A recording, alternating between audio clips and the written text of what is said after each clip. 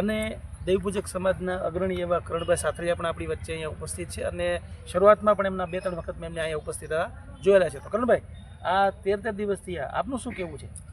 પ્રથમ તો જય હિન્દ, જય ભારત, જય માતાજી, જય સંવિધાન, જય ભીમ.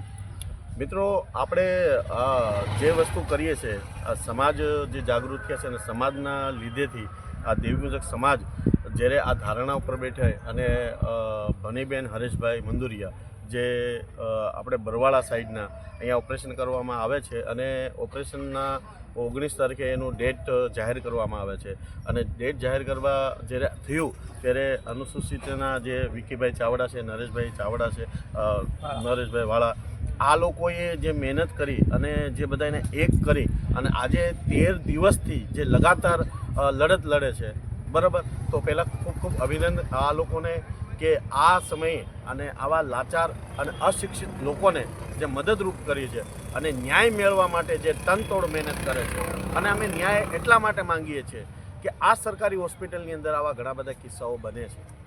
તો આજે જે આ જાગૃત જે વસ્તુ જે છે અને આપણે આ જાગૃત નહીં થઈએ, બરાબર, તો આ કિસ્સા આવા નવા બનતા રહે છે. તો મારે એટલું જ કહેવું છે, આ ભાજપ સરકાર હોય કે જે કાંઈ હોય, બરાબર, અહીંયાના જે કાંઈ મતદાન જે કાંઈ છે એ લોકોને એવું કહેવાનું છે, શું દેવીપૂજક સમાજને હક નથી ન્યાય માંગવાનો? શું દેવીપૂજક સમાજ ઇન્સાન નથી?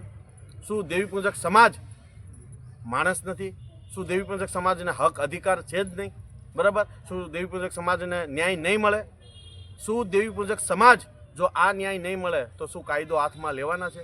તો મારું એટલું કહેવાનું છે કે તંત્ર, પોલીસ પ્રશાસનને એવું તો અમે નિર્ણય લીધો છે કે આવા લોકો જે છે, લાચાર અને ગરીબ લોકો જે છે, બરાબર, જેને ખબર નથી પડતી, તો એ તંત્ર અને પોલીસ પ્રશાસનને જેવી રીતે માનવ ધર્મ આ લોકો બધા નિભાવે છે, તો આ લોકોને પણ માનવ ધર્મ નિભાવવો પડે અને ન્યાય જો હોય તો ન્યાય અપાવવા માટે ખૂબ મદદ કરવી જોઈએ. અને દેવીપૂજક સમાજના તમામ લોકોને હું જાહેર વસ્તુ કહું છું કે તમે ઘરે બેસો અને આજે આ ઘટના આ લોકો સાથે થઈ, કાલે તમારા સાથે થશે અને આજે તમે એની સાથે નહીં આવો ખંભેથી ખંભો મેળવવા તો પછી કંઈ વસ્તુ નથી.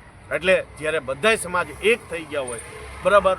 આજે રામોદથી એક ભાઈ આવ્યા હતા, એને પૂછવામાં આવ્યું કે હું વાણંદ સમાજથી છું, તો એ લોકો જો એનું કામ ધંધો છોડીને અહીંયા સુધી પહોંચતા હોય તો આવા દેવપૂજક સમાજને પણ હું વિનંતી કરું છું કે આવા બધા મોટા મોટા આગેવાનો છે, તમારે કશું કંઈ કરવાનું નથી, તમારે અમારી પાછળ ખાલી ઊભું રહેવાનું છે અને કહેવાનું છે કે અમને ન્યાય આપો. જો આ આક્ષેપ સાચો હોય અને કદાચને આ બેનનું જો કમોતે મોત થયું હોય તો અમે આ ન્યાય મેળવવા માટે કદાચને અમારો પોતાનો પ્રાણ આપી દેવું ને તોય કુરબાન છે. બાકી ન્યાય મેળવીને રહીશું. સત્ય માટે અમે લડવાના છીએ. અમે કોઈની ઉપર ખોટી રીતે આક્ષેપ નથી નાખવા માંગતા, ખોટી રીતે કોઈને હેરાન કરવા નથી માંગતા, પણ જો અમારી સાથે અન્યાય થયો છે તો એ ન્યાય મેળવવા માટે કદાચને અમારે હર્ષ સંઘવી સાહેબ પાસે જવું પડશે તો પણ જશું, બરાબર. નરેન્દ્ર મોદી સાહેબ સુધી જવું પડશે તોય બી જશું. ભૂપેન્દ્ર સાહેબ પાસે જવાનું થશે તો પણ અમે જશું.